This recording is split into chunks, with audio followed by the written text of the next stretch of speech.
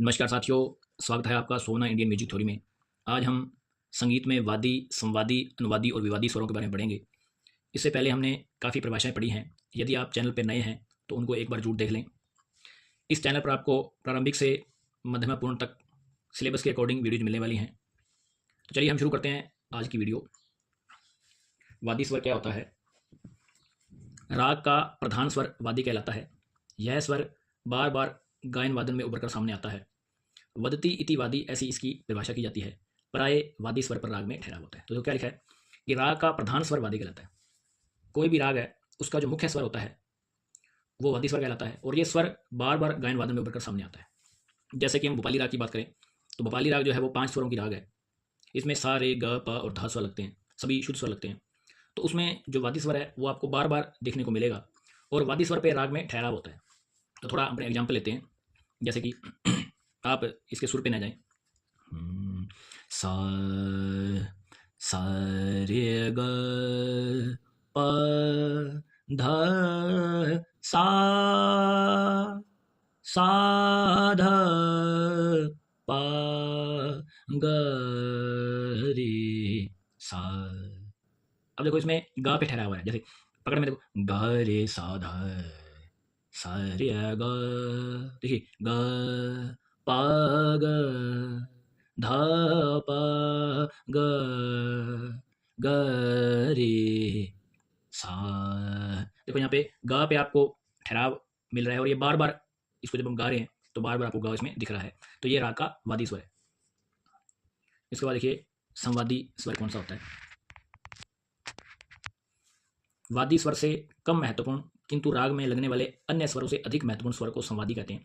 जैसे यमन राग का स्वादी स्वर निषाद है।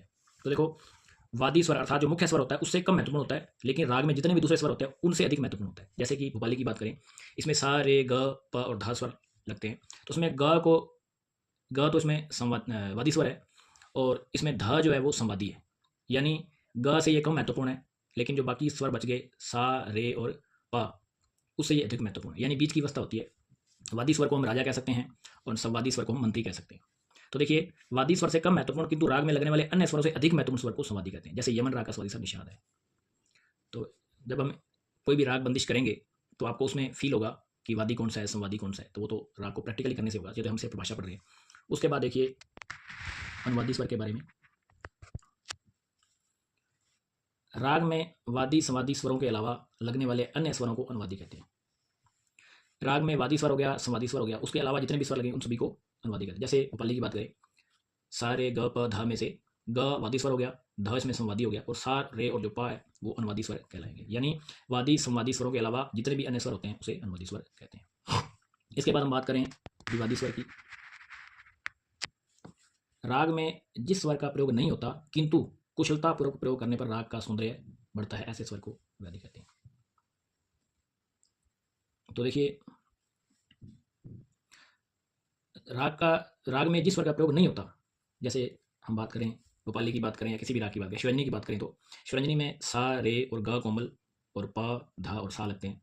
तो यहाँ देखो जब इसमें ग शुद्ध का यूज कर लिया जाता है तो इसका सौंदर्य बढ़ जाता है। जैसे देखो, जैसे हम बोलते हैं सा रे ग, उसे सा रे ग ग रे सा। तो एक बार ग हमने शुद्ध लगाया, फिर ग कोमल लगाया, तो इसमें ग शुद्ध का प्रयोग हम कर सकते हैं यदि राग की हम सौंदर्यता बढ़ाना चाहें तो इसको हम वादी स्वर कहेंगे। लेकिन इसके जब कुशलतापूर्वक प्रयोग करेंगे तभी ये इसमें ग निखर के सामने आएगा, राग का सौंदर्य बढ़ जाएगा। और यदि आप इसको कुशलतापूर्वक नहीं लगा सकते तो उतना उसमें थोड़ा फीकापन आ जाएगा, इसमें राग का सौंदर्य बिगड़ भी सकता है।